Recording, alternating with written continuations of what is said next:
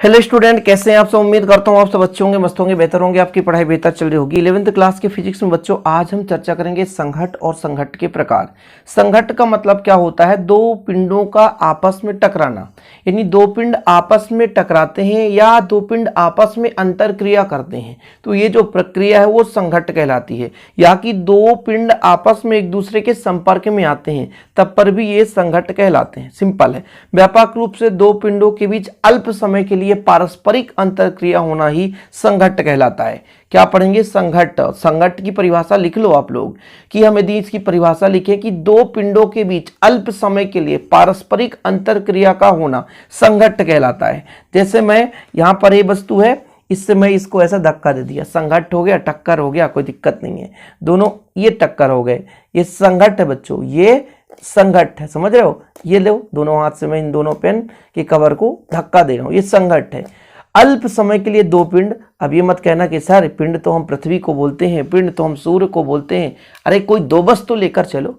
हम एक अंतरक्रिया के रूप में समझा रहे हैं कि दो पिंड अल्प समय के लिए पारस्परिक अंतरक्रिया करते हैं और इस अंतरक्रिया का होना ही संघट्ट कहलाता है। कुल मिलाकर के दो वस्तुओं या दो पिंडों या दो भौतिक पिंडों के बीच में आपस में अंतरक्रिया अर्थात टकराना ही संघट्ट कहलाता है।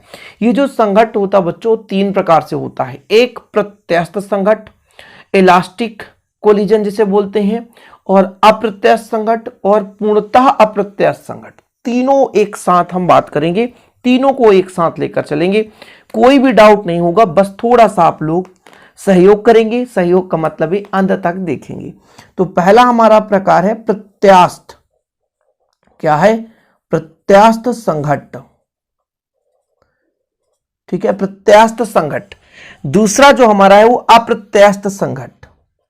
थोड़ा सा लिख लेता हूं तब तो मजा आएगा। अप्रत्यास्थ, गड़बड़ हो गया क्या? अप्रत्यास्थ, अप्रत्यास्थ संघट्ट। ठीक है। और तीसरा हमारा है पूर्णतः प्रत्यास्थ संघट्ट।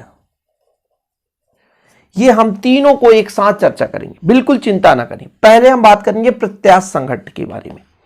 जैसे हमारे पास दो पिंड हैं और आपस में टकराते हैं। दो पिंड आपस में टकराते हैं और टकराने के बाद इनमें ना तो कोई गतिज ऊर्जा में परिवर्तन होता है ना तो इनके संवेग में परिवर्तन होता है, तब इसे हम बोलते हैं प्रत्यास्थ संघट्ट।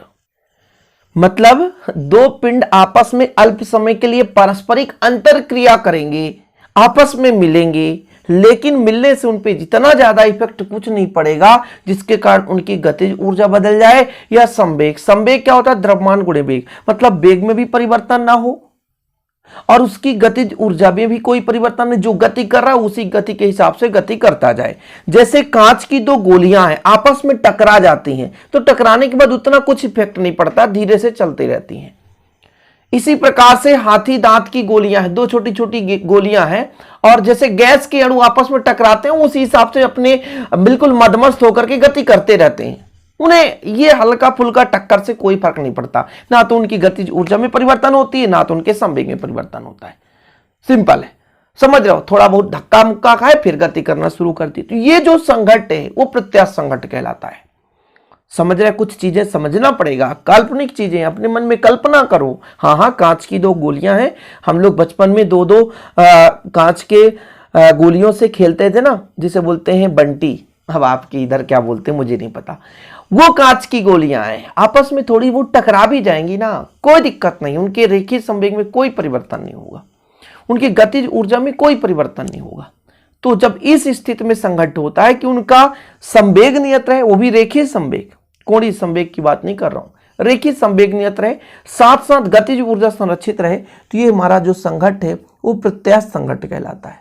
ये कांच की दो गोलियां हैं, कांच की दो गोलियां हैं, आपस में संघट्ट होता है, टकराते हैं तो इनकी गतिज ऊर्जा भी संरक्षित रहती है और स्थितिज ऊर्जा भी संरक्षित रेखीय संवेग संरक्षित होती है।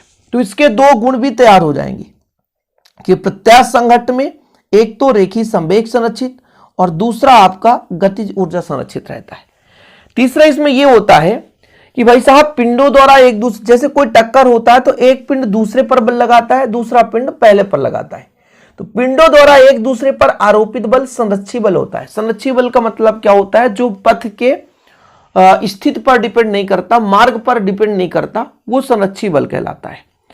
जैसे मान लीजिए दो कण हैं, आपस में टकरा करके दूर दूर चले भी गए, कोई दिक्कत नहीं है, एक दूसरे के पास संरक्षी बल लगा रहे हैं, ठीक। तो ये चीज होता है कि जब ये कण एक दूसरे पर आरोपित लगाएंगे बल, या ये पिंड एक दूसरे पर बल आरोपित लगाएंगे, वो जो बल है वो संरक्षी बल होगा, ठीक है। और दूसरा चीज है, जैसे ये आपस में टकराते हैं ना, तो इसकी गतिज ऊर्जा में परिवर्तन होता है, मतलब गतिज ऊर्जा संरक्षित रहती है, जितनी गतिज ऊर्जा थी उतनी गतिज ऊर्जा बाद में भी है। तो जब ऊर्जा में परिवर्तन नहीं होता, इसका मतलब ये है कि इसके अंदर जो भी यांत्रिक ऊर्जा था उसका क्षय किसी अन्य ऊर्जाओं के रूप में नहीं हुआ है, मतलब परिवर्तन ही नहीं हुआ है। तो 4 इसका गुण हो गया भाई, कि ये संघट्ट तभी कहलाएगा जब इसका संवेग संरक्षित होगा, रेखीय संवेग, साथ साथ गतिज ऊर्जा संरक्षित रहती है। तो 2 गुण तो ये तैयार हो गया। तीसरा गुण है, एक दूसरे पर जो बल आरोपित करते हैं वो क्या होते हैं? एक संरक्षी बल होते हैं। चौथा गुण है, यांत्रिक ऊर्जा किसी भी भाग में अन्य ऊर्जा के रूप में क्षय नहीं होता। सिंपल है। दूसरा नंबर हमारा अप्रत्यास्थ संघट्ट है।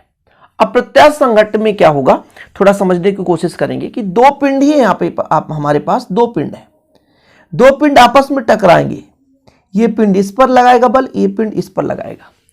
तो जब ये पिंड आपस में टकराते हैं तो इनकी गतिज ऊर्जा क्या रहती है? बदल जाती है, गतिज ऊर्जा संरक्षित नहीं रहती है। जैसे मान लीजिए 2 वाहन आपस में टक्कर करते हैं, उनकी मान लीजिए दिशा बदली, संवेग तो नियत रहेगा, लेकिन उनकी गतिज ऊर्जा बदल जाएगी। एक पिंड दूसरे पिंड को कहीं ना कहीं अधिक ऊर्जा दे दिया तो फिर वो पिंड ज्यादा गति करने लग जाएगा। जैसे मान लीजिए इधर से आप जा रहे हो साइकिल से, ठीक है, अब साइकिल को पीछे से एक वाहन आया और धक्का दे दिया, तो इस साइकिल की गति क्या हो जाएगी? बढ़ जाएगी। तो ये इसकी गतिज ऊर्जा बढ़ जाएगी। संवेग द्रव्यमान गुणे वेग, लेकिन गतिज ऊर्जा भाई साहब बढ़ेगी। गति, ये इसने गति दे दिया। 2 वाहन के बीच टक्कर हो जाए, 2 वाहन के बीच टक्कर हो जाए, तो वो जो हमारा है एक अप्रत्यास्थ संघट्ट है। गेंद का फर्श में संघट्ट, गेंद जब फर्श में टकराता है तो ये गेंद की गति बढ़ सकती है, गतिज ऊर्जा बदल सकती है, ठीक है। दैनिक जीवन में सबसे ज्यादा घटना ये अप्रत्यास्थ संघट्ट का ही होता है, समझ रहे हैं। तो अप्रत्यास्थ संघट्ट में क्या होता है कि गतिज ऊर्जा बदल जाता है। इसमें गतिज ऊर्जा नहीं बदल रहा था, लेकिन अप्रत्यास्थ संघट्ट में गतिज ऊर्जा बदलता है, रेखीय संवेग संरक्षित होता है। और हमने कहा ना कि ये आपको धक्का दिया है तो साइकिल हमारा तेज चलने लग गया। कहने का मतलब ये हुआ कि कहीं ना कहीं इसका ऊर्जा जो है ट्रांसफर हुआ होगा, तब तो ये ऊर्जा पा गया। साइकिल हमारा एनर्जी कहीं ना कहीं से पाया, तो पीछे वाला वाहन धक्का दिया तो कहीं ना कहीं उसका ऊर्जा क्षय हुआ। तो इसमें यांत्रिक ऊर्जा का कुछ भाग अन्य ऊर्जा में क्षय हो जाता है। 3 इसके गुण हैं, विशेषताएं हैं। आप लोग लिखेंगे कि निकाय का, अप्रत्यास्थ संघट्ट में लिखेंगे निकाय का रेखीय संवेग संरक्षित रहता है, गतिज ऊर्जा परिवर्तित हो जाती है, ठीक है, संरक्षित नहीं रहती, और इसमें ऊर्जा भी कुछ अन्य भाग में नष्ट हो जाता है, ठीक। पूर्णतः अप्रत्यास्थ संघट्ट ये है कि 2 वाहन आपस में टकराएं और ज्वाइंट हो जाए। सबसे अच्छा एग्जांपल है कि मान लीजिए कोई वाहन जा रहा था, इधर पीछे टाली लगी थी ट्रैक्टर की, और यहां से व्यक्ति हाई जंप करके टाली पे कूद गया और टाली के साथ चलने लग गया। वाहन पे बस चल रहा है, अचानक ऊपर से व्यक्ति, टीवी में देखते होंगे, पिक्चर में ज्यादातर होता है कि हीरो आता है, छलांग लगाता है, बस में चढ़ जाता है, हीरोइन को बचा लेता है। बस गति कर रहा होता है, ऊपर मकान से 3-4 मंजिल, यानी 3-4 फ्लोर के ऊपर से सीधा जंप करता है, सीधे बस में चढ़ जाता है और हीरोइन को बचा लेता है। पढ़े होंगे आप लोग, देखे होंगे पिक्चर वगैरह, समझ रहे हैं। तो उसमें जो पूर्णतः प्रत्यास्थ संघट्ट होता है, पूर्णतः प्रत्यास्थ संघट्ट वे संघट्ट होते हैं जिनमें संघट्ट करने के बाद पिंड आपस में ज्वाइंट हो जाते हैं, जुड़ जाते हैं, ठीक है। मैंने सबसे अच्छा एग्जाम्पल बताया, जैसे मान लीजिए किसी लकड़ी पर गोली दाग दी जाए तो गोली लकड़ी पर ही जाकर के धंस जाता है, फंस गया, और गुटका भी गति करने लग गया, गोली भी गति करने लग गया, ठीक है। जैसे मान लीजिए किसी आप जानवर को एक तीर चला दो तो तीर जाकर के जानवर के शरीर में घुस गया, जानवर भी भाग रहा, उसके साथ साथ तीर भी भाग रहा है, तो वहां पे क्या हो जाएगा? पूर्णतः अप्रत्यास्थ संघट्ट। समझने की कोशिश करो। यदि आप अपने दैनिक जीवन में इसे उपयोग में ला रहे हैं तो आसानी से ये समझ में आ जाएगा कि भाई साहब पूर्णता प्रत्यास्थ संघट्ट हुए होंगे जिसमें संघट्ट के बाद पिंड आपस में जुड़ करके गति करने लगते हैं। ठीक है, चलिए तो फिर शुरू करें इसको फटाफट। अब समझ ही गए होंगे प्रत्यास्थ संघट्ट जिसमें रेखीय संवेग संरक्षित और गतिज ऊर्जा संरक्षित रहता है, परिवर्तित है तो प्रत्यास्थ संघट्ट कहलाता है। एग्जाम्पल देख लो, कांच की गोलियों का संघट्ट, हाथी दांत की गोलियों का संघट्ट, गैस के अणुओं का संघट्ट, ये प्रत्यास्थ संघट्ट है। विशेषता के रूप में संवेग संरक्षित रहता है, गतिज ऊर्जा संरक्षित रहती है, आरोपित बल संरक्षी बल होता है, यांत्रिक ऊर्जा का जो अन्य भाग में ऊर्जा क्षय नहीं होता है। अप्रत्यास्थ संघट्ट में देख लो, ये वे संघट्ट हैं जिनमें रेखीय संवेग संरक्षित रहता है किंतु गतिज ऊर्जा संरक्षित नहीं रहती। दो वाहनों का संघट्ट, किसी गेंद का फर्श के साथ संघट्ट अप्रत्यास्थ संघट्ट के उदाहरण है। इनकी विशेषताएं भाई साहब, रेखीय संवेग संरक्षित होता है, गतिज ऊर्जा बदल जाता है और इसका ऊर्जा क्षय है कुछ अन्य भाग में हो सकता है। जो यांत्रिक ऊर्जा होता है इसका कुछ भाग अन्य ऊर्जा के रूप में क्षय हो जाता है। पूर्णता प्रत्यास्थ संघट्ट की यदि बात कर लें बच्चों तो इसमें वे संघट्ट है कि संघट्ट के बाद पिंड आपस में जुड़कर उभयनिष्ठ वेग से गति करने लगते हैं, फिर दोनों का वेग समान हो जाता है तो इसका रेखीय संवेग संरक्षित रहेगा, वेग समान है तो संरक्षित रहेगा। निकाय की गतिज ऊर्जा संरक्षित नहीं रहेगी, सेम प्रॉपर्टी है अप्रत्यास्थ के जैसे।